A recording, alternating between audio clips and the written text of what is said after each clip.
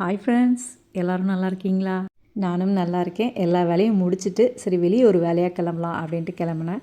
ஒரே மிஸ்ட்டாக இருக்குது. இது நான் என்ன டைமில் நீங்கள் எடுத்திருப்பேன்னு நினைக்கிறீங்க? ஒரு கெஸ் பண்ணுங்கள் என்ன டைம் இருக்கும்னு. இப்படி தாங்க இருக்குது. மணி 10 ஆயிடுச்சு மார்னிங்.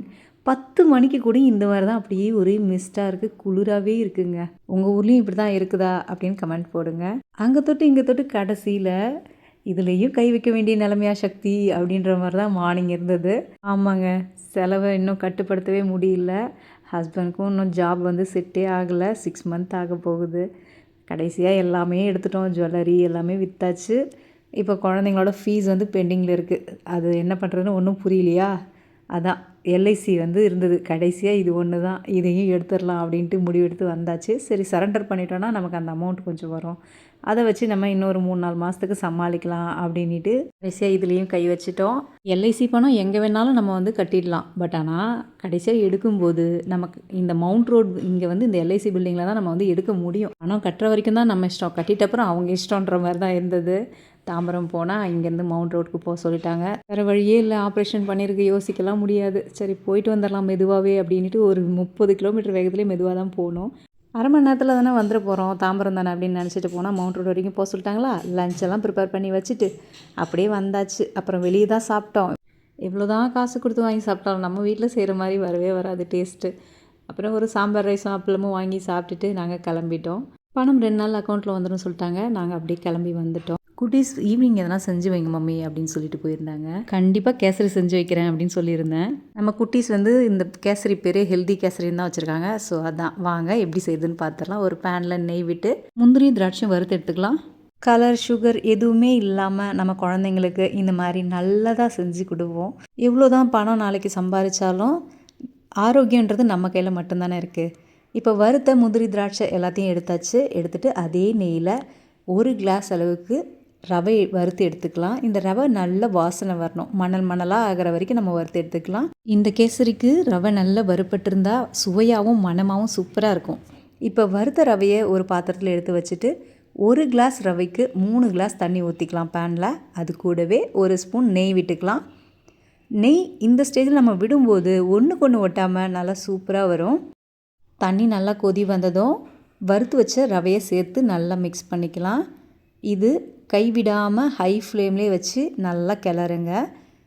ஹை ஃப்ளேமில் வச்சு நல்லா கிளறிட்டு எல்லா தண்ணியும் ரவையில் அப்சர்வ் ஆகிடணும். அதுக்கப்புறம் தான் நம்ம நாட்டு சக்கரை சேர்க்கணும். அதுக்கு முன்னாடியே சேர்த்திங்கன்னா களி மாதிரி ஆகிடும். உதிரி உதிரியாக வேணும் அப்படின்னா இந்த மாதிரி எல்லா தண்ணியும் அப்சர்வ் பண்ணிட்டதுக்கப்புறம் 2 கிளாஸ் நாட்டு சக்கரை சேர்த்துக்கலாம். உங்களுக்கு இனிப்பு எவ்வளோ வேணுமோ அந்தளவுக்கு நீங்கள் சேர்த்துக்குங்க. எனக்கு 1 கிளாஸ்க்கு 2 கிளாஸ் நாட்டு சக்கரை சேர்க்கும்போது அது கரெக்டாக இருக்கும் எங்களுக்கு இனிப்பு. நீங்கள் 1.5 கூட சேர்த்துக்கலாம். இல்லை இன்னும் நல்லா சாப்பிடுவேன் அப்படின்னா நீங்கள் 2.5 கூட சேர்த்துக்கலாம். எப்படி சேர்த்தாலுமே டேஸ்ட்டு அட்டகாசமாக இருக்கும். ரொம்ப சூப்பராக இருக்கும். எவ்வளோ சாப்பிட்டாலும் திகட்டாது. கண்டிப்பாக ட்ரை பண்ணி பாருங்கள். வீட்டில் எல்லாரும் என்ஜாய் பண்ணி சாப்பிடுவாங்க. திரும்ப எப்போ செய்வீங்க அப்படின்னு தான் கேட்பாங்க. நாட்டு சக்கரை நல்லா கரைஞ்சி அந்த ரவையில் அப்சர்வ் ஆகி இந்த பதம் வந்ததுக்கப்புறம் தட்டி வச்ச ஏலக்காய் 6 சேர்த்துக்கலாம். ஒரே 1 பிஞ்ச் பச்சை கற்பூரம் சேர்த்துக்கோங்க. அதுக்கு மேலே சேர்க்காதீங்க. சும்மா 1 பிஞ்ச் சேர்த்துட்டு 1 ஸ்பூன் நெய் விட்டு நல்லா மிக்ஸ் பண்ணிக்கலாம். கண்டிப்பாக ட்ரை பண்ணி பாருங்கள். இந்த மாதிரி நீங்கள் செஞ்சுருந்தாலும் எனக்கு கமெண்ட்டில் போடுங்க. இது எப்படி டேஸ்ட் இருக்கும்ன்றது. கலர் பவுட்ரு சேர்த்து செய்கிறதால நமக்கு கேன்சர் வரும். அது மட்டும் இல்லாமல் சர்க்கரையை எவ்வளோக்கு எவ்வளோ நம்ம அவாய்ட் பண்ணுறோமோ அந்த அளவுக்கு நமக்கு போன்லாம் ஸ்ட்ரென்த்தாக இருக்கும். இப்போ வறுத்து வச்ச முந்திரி திராட்சை ஒரு 4 ஸ்பூன் நெய் விட்டு நல்லா மிக்ஸ் பண்ணிக்கலாம். நீங்கள் வந்து நெய் உங்களுக்கு போதும் அப்படின்னா கூட ஒரு 2 ஸ்பூனோடு கூட நீங்கள் நிறுத்திக்கலாம். எப்படி சாப்பிட்டாலுமே டேஸ்ட் வந்து சூப்பராக இருக்கும். இங்கே குட்டீஸ் வந்து ரொம்ப விரும்பி சாப்பிடுவாங்கன்றதால நான் நெய் வந்து இது ஹோம்மேட் நெய்யா, எந்த கலப்படமும் இல்லாது. ஸோ தைரியமாக சாப்பிட்லாம் அப்படின்ட்டு தான். கேஸ் ஸ்டவ் ஆஃப் பண்ணிவிட்டு இந்த கேசரியை நல்லா ஈவன் பண்ணி விட்டுட்டு இதை ஒரு 5 நிமிஷம் அப்படியே அந்த கேஸ் அனல்லே அப்படியே அந்த சூடு இருக்கும் இல்லையா, ஆஃப் பண்ணிட்ட அப்புறமும் அந்த சூட்லேயே ஒரு 5 நிமிஷம் அப்படியே இருக்கட்டும். 5 நிமிஷத்துக்கு அப்புறம் ஓப்பன் பண்ணிங்கன்னா செம்ம டேஸ்டான ஹெல்தியான கேசரி அட்டகாசமாக இருக்கும். என்ன சொல்கிறது, கண்ட்ரோலே பண்ண முடியாது. எடுத்து சாப்பிட்டுக்கிட்டே இருக்கலாமா அப்படின்ற ஒரு டேஸ்ட்டில் தான் இருக்கும். 1/2 கிலோ பண்ணேங்க. 1/2 கிலோ பண்ணதில் அப்படியே ஒரே வேலையிலே காலி ஆகிடுச்சு. அந்தளவுக்கு சூப்பராக இருந்தது. குழந்தைங்க லஞ்சு சாப்பிட்டதுக்கப்புறம் இதை கொடுங்க. ஏன்னா கண்ட்ரோலே இல்லாமல் சாப்பிடுவாங்க. இது திகட்டவே திகட்டாது. எப்படி இருக்குது பாருங்கள். Bloody sweet. செம்மையாக இருந்ததுங்க. அவ்வளோ டேஸ்ட்டு.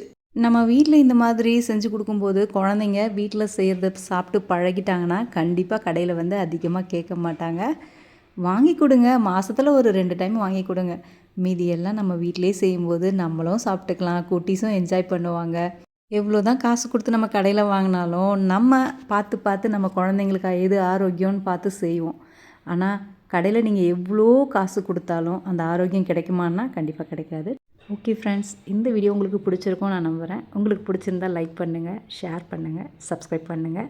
அடுத்த வீடியோவில் பார்க்கலாம். Bye friends.